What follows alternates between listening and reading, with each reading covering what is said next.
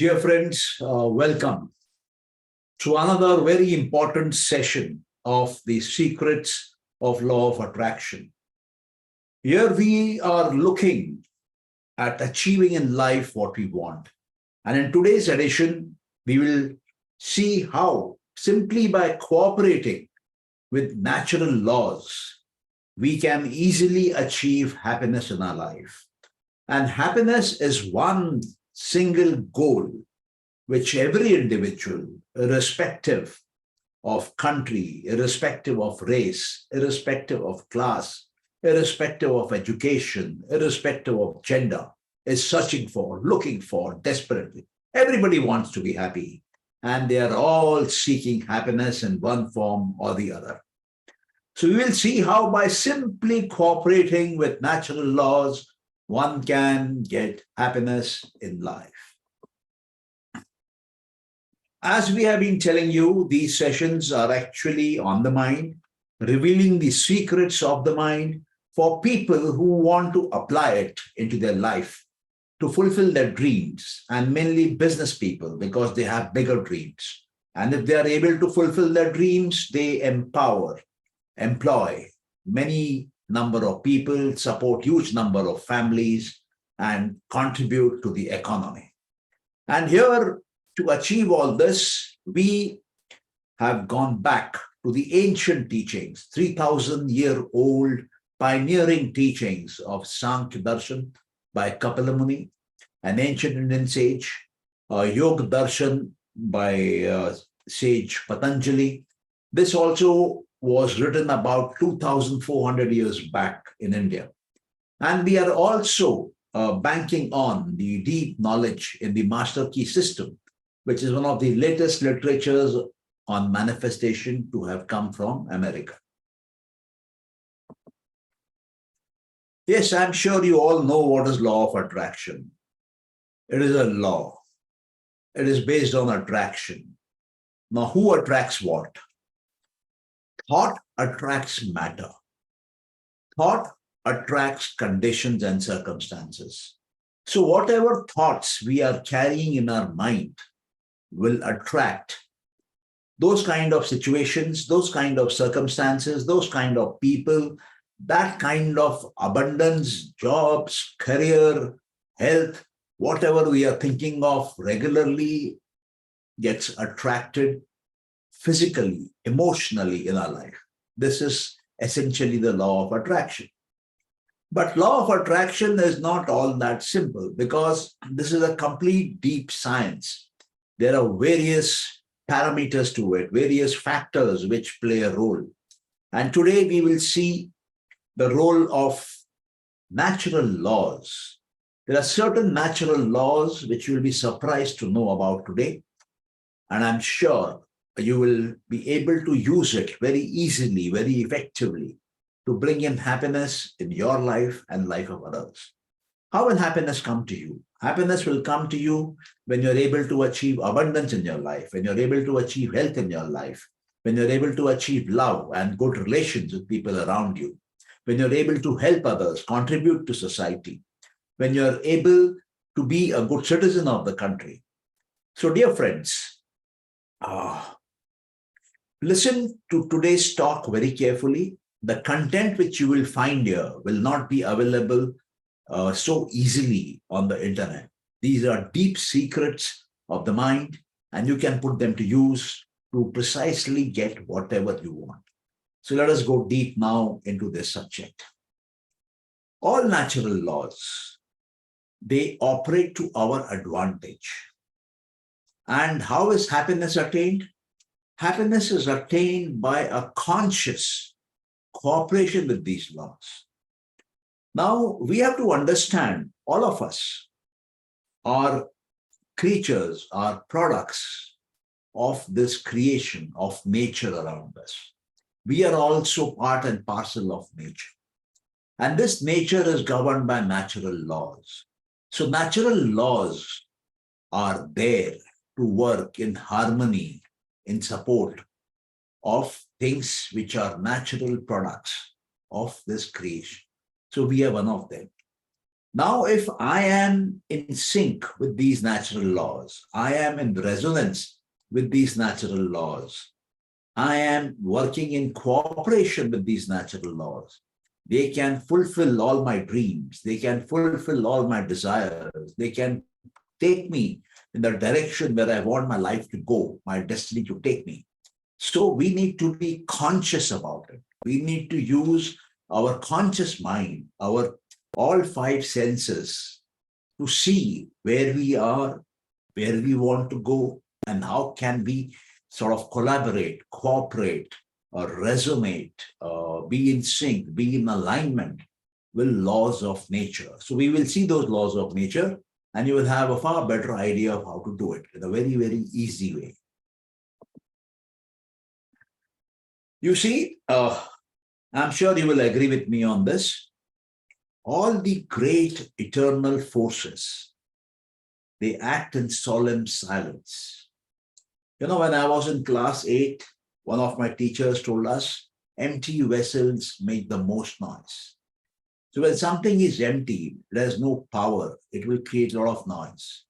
But if there is a force which is permanent, which is eternal, which is connected to nature, which is huge, of infinite proportions, it will usually work in silence. And we have to come in harmony with that. If we come into harmony with that, it gives us power, it gives us peace, and also it gives us happiness. I'm sure all of us want peace, power, happiness in our life. So just understand the biggest powers of this creation are working continuously without a stop, without a moment's halt, but they are working in silence. So be aware of them, be in harmony with them, and you will find peace, power, happiness, and all that you desire. We all find difficulties in our life. We all find there are obstacles which come in our life. So where do these difficulties and obstacles come from? Why do we find lack of harmony in our life?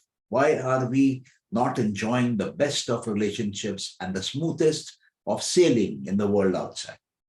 If it is happening that way to either you or me or anybody for that matter, then you have to simply understand this is a warning. This is a red light warning, alarm bell, which is telling you that you are refusing to give what you no longer need, or you are refusing to accept what you need, you require. So when there is a mismatch between what you need at that particular point of time, then there will be difficulty in your life. There will be lack of peace in your life. There would be trouble in your life. There would be obstacles in you. So friends, this is a very powerful way to understand. If you are not in sync, not in resonance, not in flow, not in rhythm with natural laws, there will be trouble for you. So that time you need to see what additional baggage are you carrying, what unwanted thing are you attached to, which is no longer needed. Let go of it. Or else there is something which you require, but you out of an obstinacy are refusing to accept it, are refusing to take it. Thus it is causing pain and sorrow to you and others around you. So give up your obstinacy and accept what nature is pushing towards you, is asking you to receive and accept. And once you receive and accept, you will find your life in peace and harmony and a beautiful flow. And once you give out baggage, once you give out that which is no longer needed by you, you become light, you travel again fast, smooth, easily, achieving all that you need in life, and the quality of your existence will go up. You will feel happy, you will feel peaceful, you will experience power. Even your health will improve, your immunity of the body will improve. Now, what they say is, and this is a very important statement, Growth is attained through an exchange. Exchange of what? The old has to go for the new to come in. The good has to go for the better to come in. So this is very important. Let us look at technology. We have seen the evolution of mobile phones in front of us. We have seen the evolution of other electronic devices like a TV in front of us. So we have constantly seen what is being accepted, what is being used currently is good. But companies are even then investing deep in research and development and are producing better and better phones, better and better devices. Why? Because that gives them growth. Even people like it. New features, new products. It gives a sense of happiness and growth and expansion to the customer also, the consumer also. Therefore, growth will always come with an exchange. The old has to go, the new has to come in. You cannot hang on to the old forever. You cannot hang on to the good forever. The good has to be replaced by something which is better than that. The better has to be replaced by something which is even more better than that, which is the best for that time. And even that best has to be replaced. So remember, if you are looking for growth, then old ways will not work. You have to go in for the new, go in for the better. Only then will you be able to achieve growth. This is another law, and I'm sure all of you know it. We reap what we sow. And this is mathematically correct. It is very simple. If you put in a seed of a mango tree, so what will come out eventually will be a mango tree. If you put in the seed of an orange tree, what will eventually come out will be an orange tree. Therefore, we must understand that our thoughts are very important. Our thoughts are seeds. They become bigger circumstances, situations outside for us in the world. They become our careers later on. They become the company we get surrounded with. They become our environment. They become our ecosphere. So if you want to improve the quality and the vitality of your outer surroundings, of your inner life, then you must always add a dose of love. You must always add a drop of love with the thought.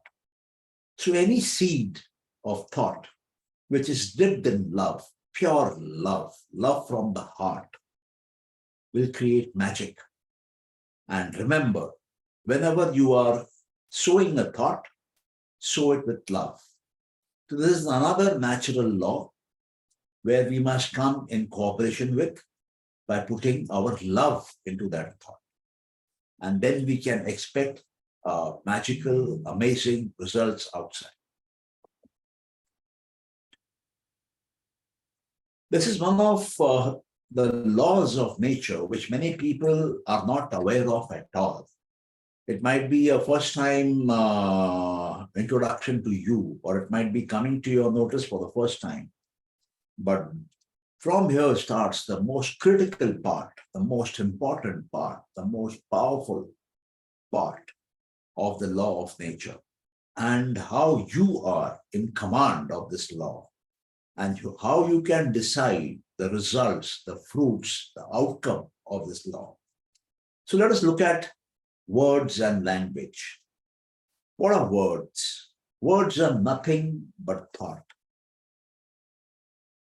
So if I ask you as an experiment, close your eyes for a minute and think of a sentence. If you are able to think of a sentence, you will find words in that sentence. So all thoughts have words. A thought cannot exist in your mind, in your memory, without words. So they say words are the first manifestation of a thought. As soon as a thought is born, as soon as a thought comes into this creation, it is accompanied by words. Words are the vessel in which thought gets carried. Words communicate and they reproduce the thought. to others? Or else, what is there inside you as a thought? How will you express it to somebody else outside? Unless and until it is coming out in the form of words, and the other person will also understand those words. There will be some commonality of meaning of the words which you are using and the words which the listener is listening to. And he will understand the meaning by listening to the sound which you are creating in your language. And based on that sound, he will decipher what words are there, what meanings do those words have. So what thoughts are you holding in your mind, and what have you communicated to the listener? So just remember this. This is a very, very important fact, and this can transform a human life. So we have seen words carry the power of thoughts. They just don't carry thoughts. They carry the power of thoughts.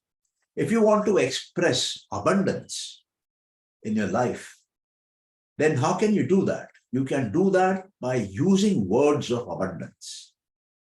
So one must remember, if you want to create something good, something constructive, something powerful, something big, something which gives us tremendous happiness, something which is giving us the opportunity to earn a name and fame for ourselves, then you must use constructive and harmonious language. Constructive, so that the thought can construct a big positive reality. And harmonious, because that reality has to be created in the minds of other people outside. It has to be created in the physical world outside.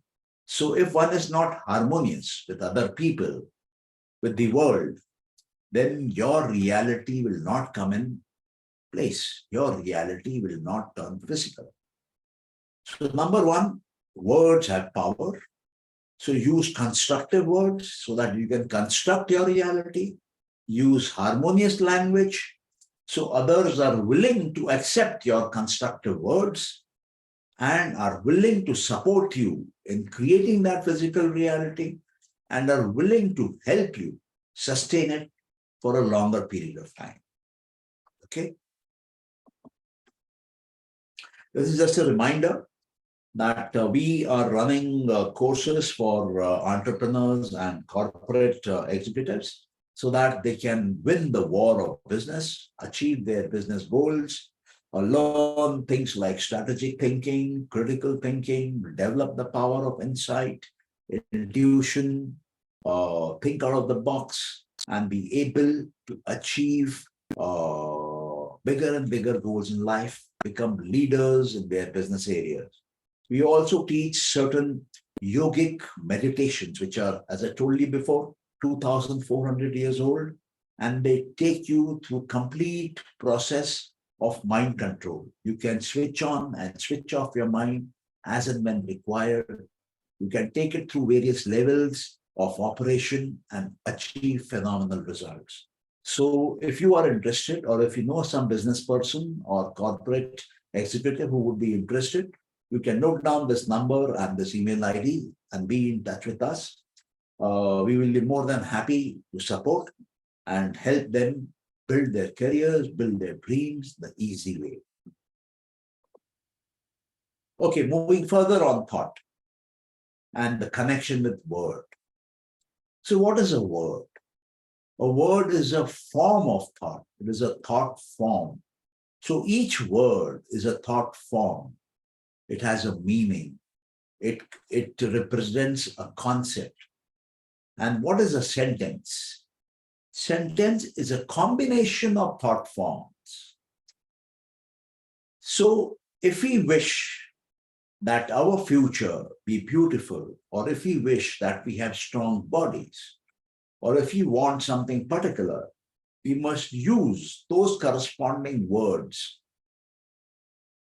and put them carefully in a sentence.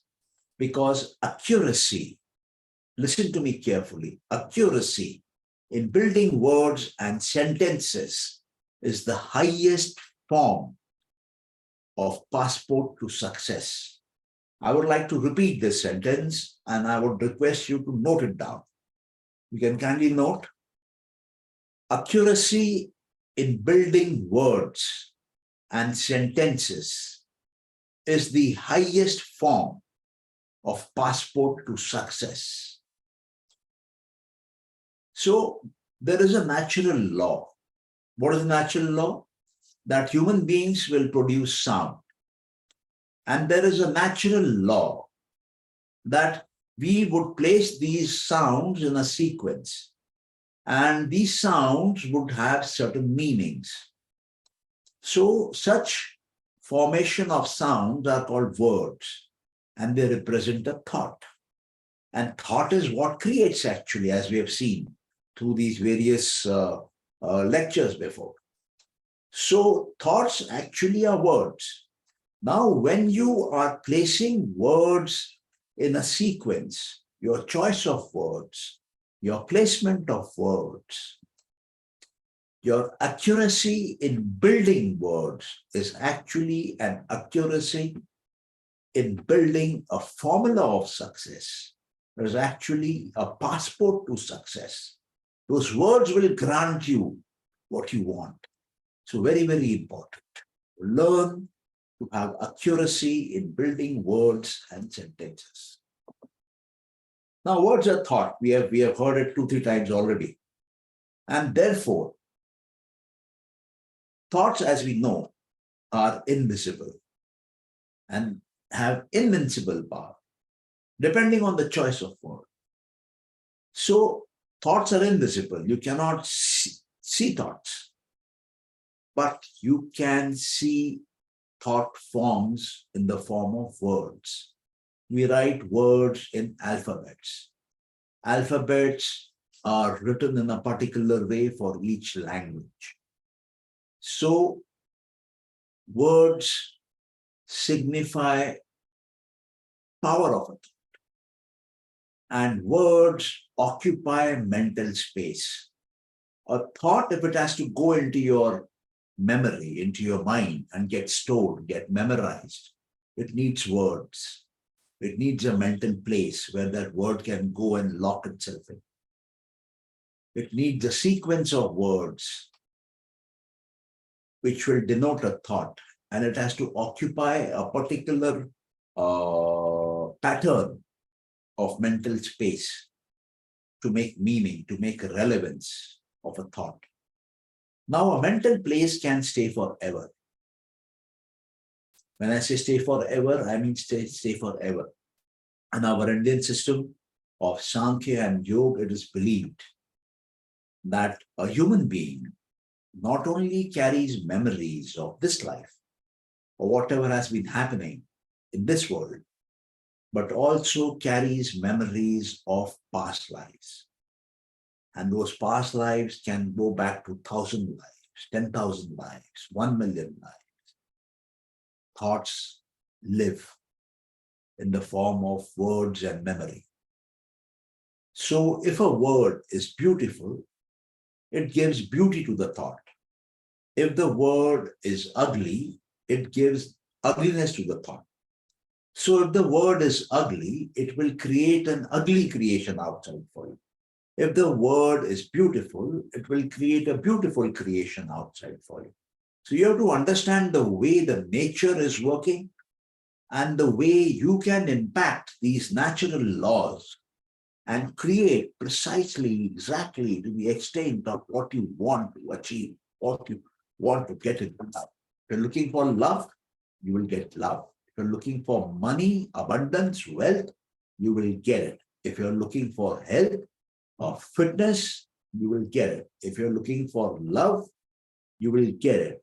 If whatever you are looking for, if you're looking for happiness, joy, and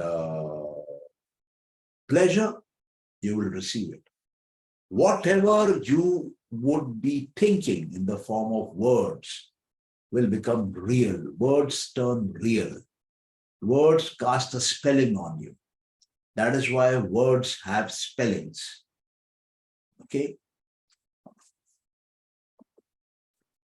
Now, this is a very interesting concept, but I will just touch it You see, all good things in life, all things which are constructive, they have principles.